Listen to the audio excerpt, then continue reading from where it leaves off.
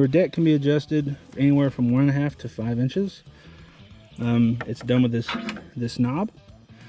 It also has a lock feature, which is this. So basically, to engage this lock, you just push the pedal all the way up, kind of like an e-brake. Push it all the way up and it locks on its own. And then to let that out, you just push it up and pull this up as you let go, and it drops down to your lock height.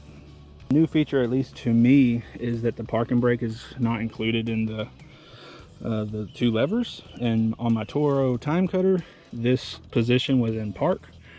But if you let the brake down, you're just in neutral. So if you do that on a hill, this thing's just going to roll off.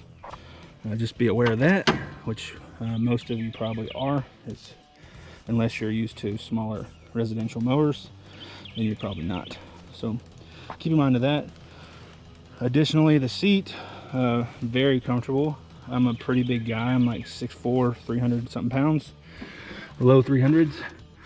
You have your seat belt, anti-roll protection that can be adjusted to turn down.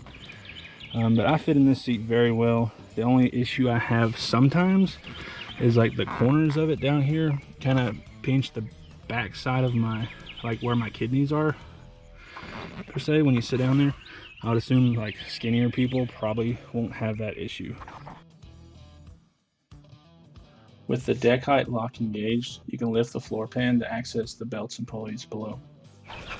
Additionally included on the deck is a step. I don't feel comfortable stepping on it, but I would assume lighter people, you're good to go. I'm really tall, so I don't really need that step anyway.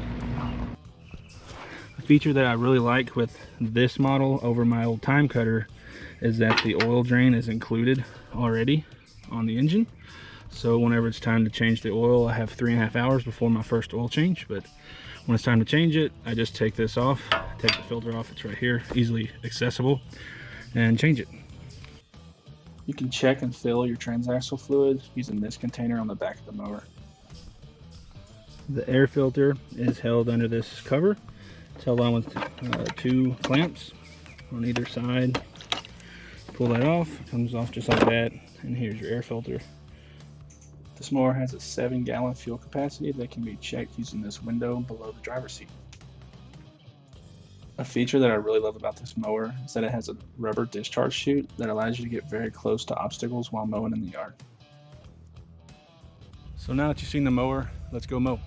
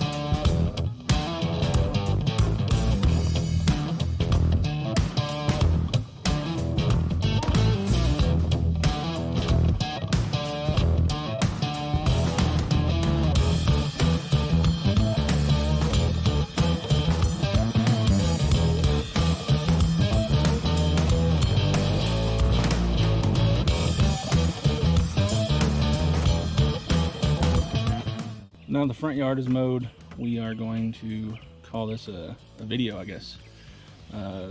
Great mower. I have no problems with it, like actual problems. I have a couple of things I wish I had differently. So I wish the seat was a little, or I wish it had like air ride or something on it, or a sprung seat, anything like that. My yard is pretty rough, especially down near the bottom of it. And I do get pinched a little bit from the seat belt area. If you're skinnier or a skinny period, you won't have that issue at all. I'm a really big guy, as you can tell, but it handles me fine. The seat's really comfortable. I've put 7 gallons of gas in it when I bought the mower. I've used it 1.6 hours, so an hour and a half, a little more than an hour and a half, and the gas hasn't really moved any at all. So it's pretty fuel efficient. It doesn't bog down any at all whenever I'm mowing. My TimeCutter, it had a lot of issues with bogging down if you like skip a week on mowing. This thing is like night and day from that mower. That one has a 23 horsepower Kawasaki on it, I think. It's a good little mower. It's never had any problems, but it just doesn't handle tall grass or very thick grass. This thing handles it perfectly fine. It doesn't bog down any at all cutting tall grass or thick grass. The front yard, which the part under the trees here behind the camera, I had that stuff grown up because I haven't mowed it in a month, and I mowed it this past Monday with this mower. Had no problems at all mowing it. It was probably a foot tall, maybe a little taller than that in some places. I don't know if you can kind of see around that tree right there. That's how tall the grass was. Handled it perfectly fine. But that's it. Great mower. It stripes well for not having a stripe kit on it at all. But I do want to have nice stripes, so I did buy the stripe kit, and I will install that thing probably tomorrow. Post a video of that. So if you like the video, like it for me.